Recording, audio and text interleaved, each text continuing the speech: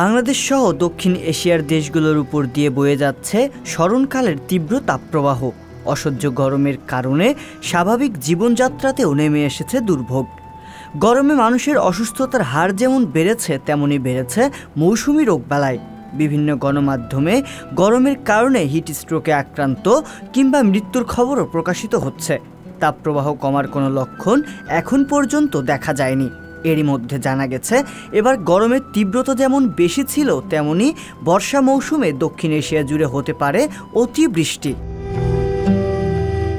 সম্প্রতি এমনই তথ্য জানিয়েছে আবহাওয়া বিষয়ক সংস্থা সাউথ এশিয়া ক্লাইমেট আউটলুক।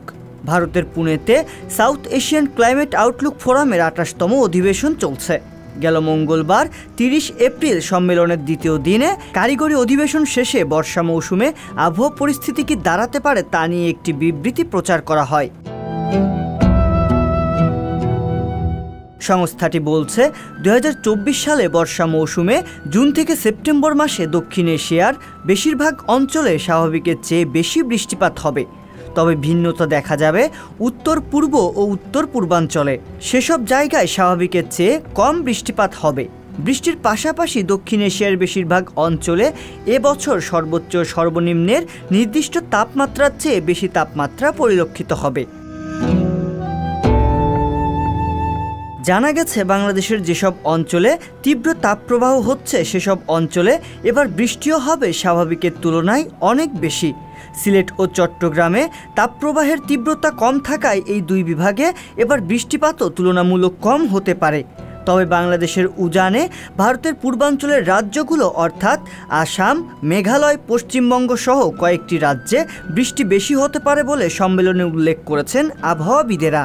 এসব অঞ্চলের বৃষ্টির পানি বাংলাদেশের উপর দিয়ে প্রবাহিত হয়ে বঙ্গোপসাগরে গিয়ে পড়বে।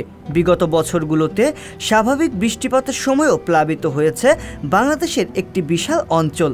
সেদিক বিবেচনায় এবার অতিরিক্ত বৃষ্টিপাত হওয়ার পূর্বাভাসে বন্যায় বাংলাদেশের উত্তরাঞ্চল সহ মধ্যাঞ্চলে বন্যা আরও ভয়াবহ রূপ নিতে পারে।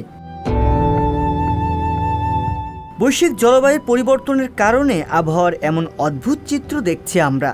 তবে জলবায়ু কেন পরিবর্তন হলো বা হচ্ছে তা নিয়ে স্বাভাবিকভাবেই প্রশ্ন তৈরি হয়। প্রকৃতপক্ষে এমন অবস্থার জন্য দায়ী আমরাই। অভিযুক্তদের তালিকাতে একমাত্র মানুষের নামই উঠে আসবে বারবার। ক্রমাগত বন ধ্বংস, অপরিকল্পিত নগরায়ন সহ শিল্প কারখানা আর জ্বালানি চালিত যানবাহন থেকে নির্গত কার্বন ডাইঅক্সাইড আমাদের পরিবেশের স্বাভাবিক অবস্থাকে নষ্ট করেছে। তবে এমন ধ্বংসলীলা যদি চলতেই থাকে, তবে মানুষের কারণে হয়তো বিপন্ন হবে মানুষেরই অস্তিত্ব। রিয়াজুল ইসলাম, সংবাদ প্রকাশ। সংবাদ, ফিচার ও অনুষ্ঠানের জন্য ভিজিট করুন সংবাদ প্রকাশের ওয়েবসাইট এবং যুক্ত থাকুন ফেসবুক পেজ ও ইউটিউব চ্যানেলের সঙ্গে।